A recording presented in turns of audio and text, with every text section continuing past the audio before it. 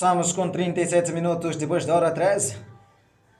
Bem no fundinho está a composição musical de Chipita, intitulada O Penho Inzira.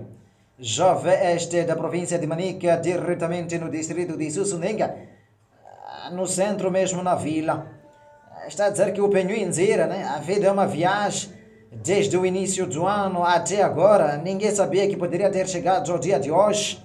Por isso dá para agradecer ao Senhor, porque não é pela nossa esperteza estarmos vivos hoje, é pela graça do Senhor. O Penho Inzira, né?